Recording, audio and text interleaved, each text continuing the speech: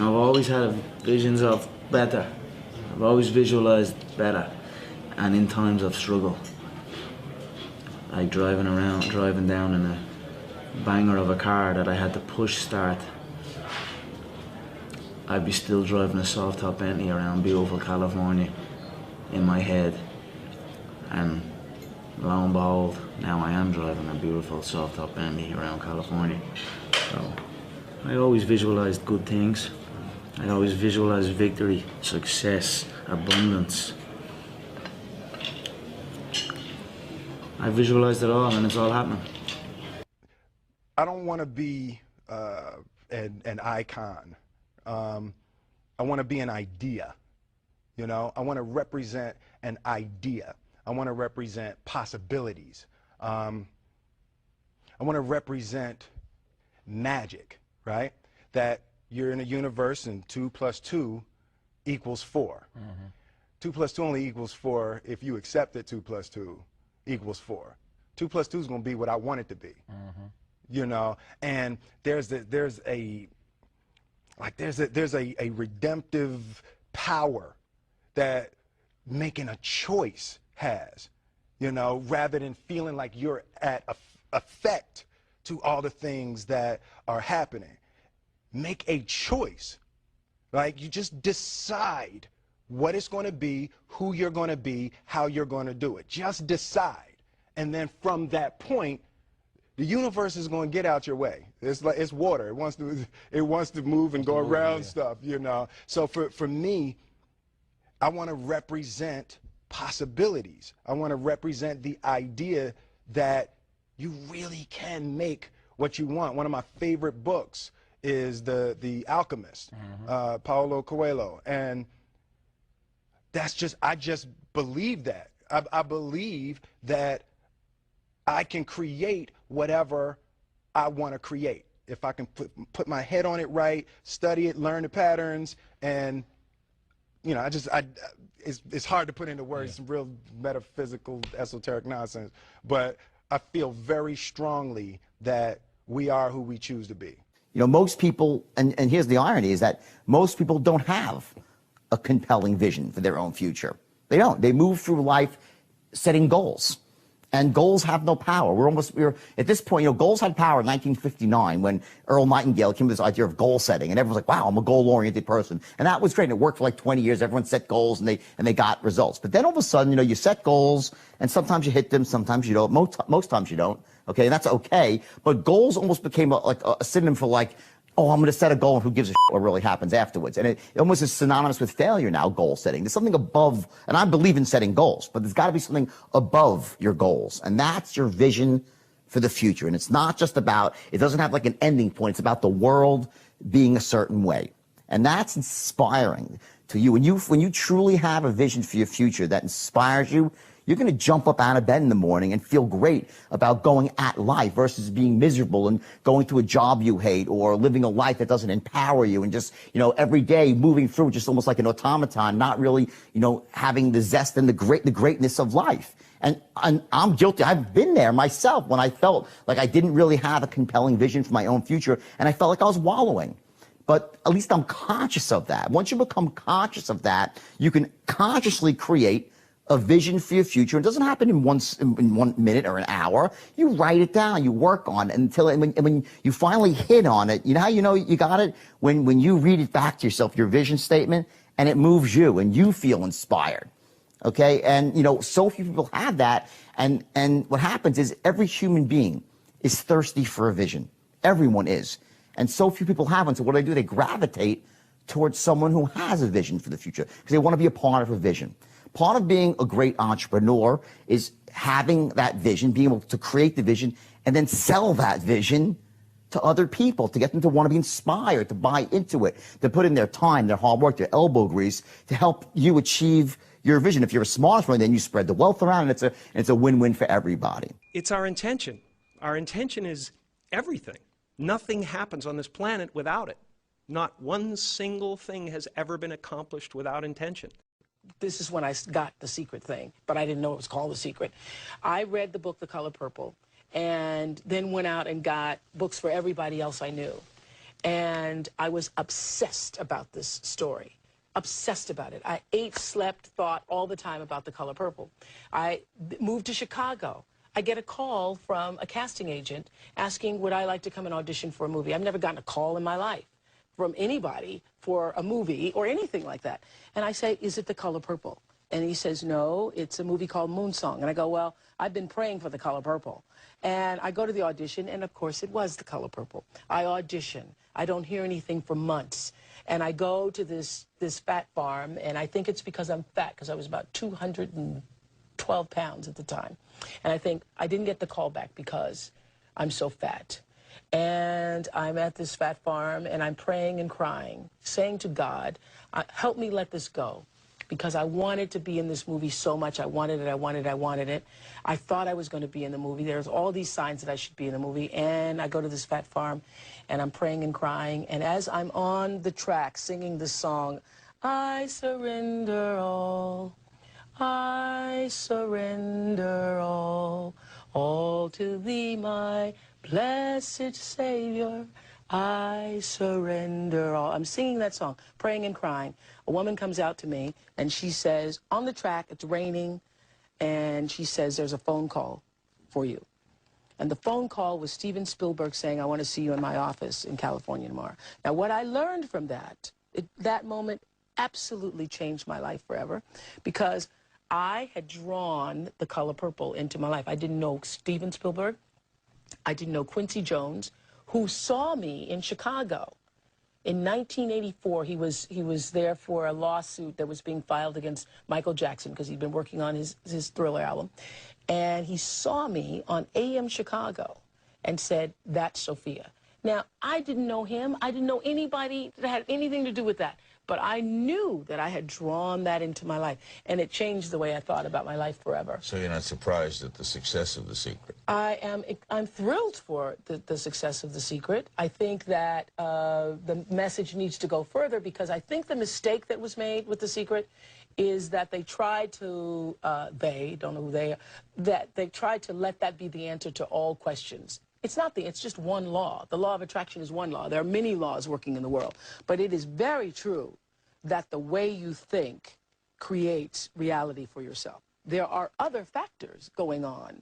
So it's not everything, but you really can change your own reality based on... You got to have a vision for what it is you really, truly want. Not what you think you want or what you should have. I mean, what are most people's New Year's resolutions? I'm going to stop eating sugar. You know, I'm going to stop smoking. I'm going to lose 10 pounds. The problem with that is it's not very inspiring for most people. You know, it's not telling you what you're going to get. It's only what you're not going to do. And it's kind of hard to have you move forward with that. A vision is about what you're here to create. A vision that really works is one that excites you. If you say, well, my resolution, my goal, my outcome for this month, this week, this year is to lose X number of pounds, that's okay, but it's not very compelling. It has to be a compelling vision. It's got to have something that has the power to pull you, not something you have to push yourself to do. Those are two different kinds of motivation. Push requires willpower, and willpower never lasts. What will last is pull. Having something so exciting, so attractive, something you desire so much that you have a hard time going to sleep at night, and you get so up early in the morning to rock it and take it to the next level. That's what you're looking to create. And that isn't easy to get. But one of the reasons we do seminars and events, and we say, why do that? Why not just read a book or something? Is because when you get in an environment where you're with people that are being put in a peak state, like when you're going to a sporting event, if you watch a sporting event at home, it might have a certain level of excitement. But when you're in a stadium with 50,000 people, suddenly it has a whole different level of intensity. And we feel that. And the bottom line of our follow-through comes down to our emotional intensity. In a different state of mind, you're going to come up with a much better and a more exciting vision than if you're sitting on the couch going, okay, what are my new resolutions for this year? And you're doing it the morning after the new year has started, and you're a little inebriated, and the football game's on in the background. Probably not going to have the power of focus there. Probably not going to have the power of the energy to create something that's going to pull you for this year. And you got to do that. So it's got to be a vision that's compelling. Something that you know it's going to be a gift to make sure that it happens. Well, the simple part that most people don't understand is that every thought we think and every word we speak is creating our future. It's as though our thoughts go out into the universe See, most of us just think, and we don't pay any attention to what we're thinking. We're just doing it. But that's something you need to train yourself to do, to begin to train yourself to be aware of what you're thinking. Yeah, I don't just knock them out. I picked around, John. Yeah, I said this. I'm sure you're probably all thinking in your head, this guy is talking absolute dribble. He's not going to do what he says he's going to do. You're probably all sitting there thinking that. But now here we are again. And I done what I said I was going to do. I feed off this. I feed off this. I love this stuff. This is what gives me energy. Saying I'm going to do something. Putting it out there for the world to see. And then going out and doing it. There's no better feeling in the world than that. And it's as easy as that. Say what you're going to do and go and do it. As you think, so shall you be. 7 little words that I think are perhaps the most important things that we can learn and master in our lives. This old proverb notion that I become what I think about all day long. And once you know that what you think about is what expands, you start getting real careful about what you think about. You don't allow your thoughts to be on anything that you don't want or that you wouldn't want to have manifest or show up for you in your life. I knew I was going to be the person to bring martial arts to the public eye. And now it's happening. You know what I mean? There's 2 things I've learned from these past 7 months. Number 1 is that hard work pays off. And number 2 is that dreams come true. And that's what's happening. Do you understand that all of this entire event is happening inside you?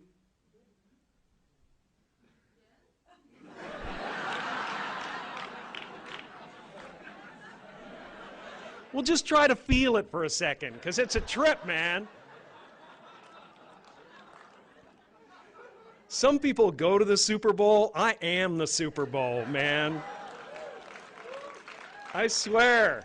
My friends are all going, did you see that play? That was great. I'm like, yeah, but the energy coming out of me right now, man, is unbelievable.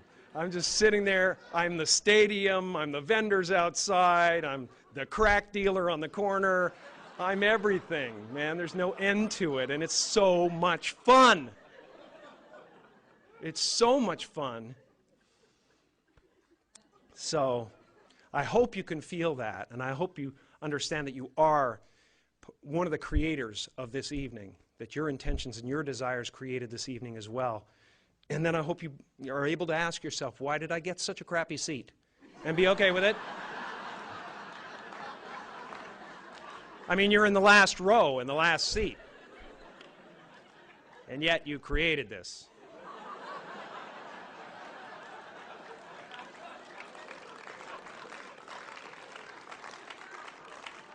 And that's got to be, it's a really selfless thing to do. It's a beautiful feeling when preparation meets opportunity. You know, nothing is impossible. You know what I mean? You can achieve anything. I'm going to continue going on this journey, and if the title shot is next, I will take it. If not, at the end of the day, I already feel like that is mine. I already feel like that belt is mine. So eventually, one by one, I will get every single one of them until there is no one left. And then I will decide what to do from there. But the belt is already mine, I feel. We are old, and sure, we're tired. It's been a long season. But mentally, we have a vision. We have a finish that we have to attain, you know. And sometimes you have to do it when you're old and you're tired, you know. And I think it's the test of your will to succeed when you have to deal with, you know, some of these negatives. And I'm pretty sure, you know, by the end of this playoffs, you'll see the old and the tired people were very, very young and strong mentally. A lot of people were surprised when they found out that you've been signing your name as Champ 2011. How did that come about? You know, I believe in the law of attraction, and I believe that that you can speak things into existence. And I believe that when you know where you're going and you know what you want, the universe has a way of stepping aside for you. And me signing my signature with Champion 2011 on it, it can't hurt me. It can't hurt me. It could only help me to believe it even more, you know. So yeah, I mean, it works for me. You've been saying something that I find to be very interesting, that the butterflies in your stomach are in formation. Right. I've never heard that before. I think it makes a lot of sense. What do you mean by that? Elaborate. What I mean by it? Okay, so The butterflies in formation, basically it means when you have butterflies and you're feeling anxious and you have anxiety or nervous, that's when you're most powerful, I believe. And either you can, yeah, you're most powerful. So a lot of people, instead of homing this power and using it, they allow it to just consume them. You know, there's another quote that says, a big challenge or big pressure is like a fire. It's like a raging fire. Either you can allow this fire to consume you and just take you over completely, or you can gain control of this fire and harness it, and you blow it right at your opponent like Dragon Ball Z style. All right, so that's what I'm trying to do. I try to get my emotions under control and use this adrenaline to my advantage. I am a production of me. You know, I thought, you know, it's not like I was the best rapper in the world or something, you know. I sat around and thought about it and then became Kanye West. I like just doing these train of thoughts anyway, though. It's like, it's kind of fun because when this goes online or whatever it is, it really matters and it like really doesn't matter. What matters is, you know, the people who are sparked by it and the people who are like offended by it. It doesn't fucking matter. Fuck you, you know, like, because it's about motivating the doers. And anyone that wants to sit around and talk shit, they're taking too much time talking shit about it instead of getting up off their ass and following their dreams. Because I'm here to follow my dreams, you know, and help other people follow their dreams and inspire people who are dreamers. What I'm doing right now, the music I'm dropping, I want it. I want the #1 spot. I will have it. You know, this is what I'm going for, and I want to beat the press. I want to beat, you know, anybody that ever like tried to make me out to be just so crazy and so this and so that. Thank you. You're just adding to the excitement. You're giving me stuff to write about. I want the #1 spot. I'm going for it. I'm about to take it. This is what I'm here to do. This is, I mean, what else do you want me to do? That's why I go to the studio so I can murder shit. This is, you know, this is my job. This is my life. This is my passion. The time is now. The time is now to express and for people to believe in themselves. The time is now for it to be okay to be great. People in this world shun people for being great, for being a bright color, for standing out.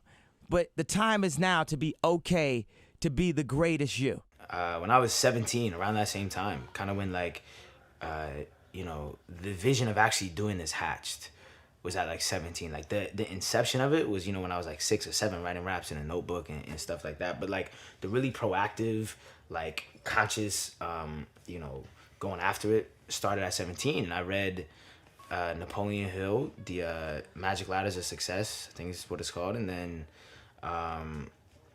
Deepak Chopra's 7 Spiritual Laws of Success, The Alchemist by Paulo Coelho. Yeah, I mean, those are like super big Bibles, and then later on I read Four Agreements and stuff like that, but those were like super, super important to kind of forming the mindset and just using those tools to really make what you want happen, you know, like, I mean, like you said, law of attraction is about speaking things into existence. You got to understand that your thoughts are not just these like whimsical things that have no weight and carry no weight in the universe. Your thoughts are things. Your thoughts are like, they hold weight. And there's a big pool of energy in the universe that if you connect, everyone's actually connected to it. You know what I'm saying? We're just the universe experiencing ourselves. But when you really like tune into that ideology that, yo, my thoughts do turn into something. If I believe in it and I put the right energy behind it, you can really make what you want to have happen. You know, exactly like you said, law of attraction. We got what we wanted out of life.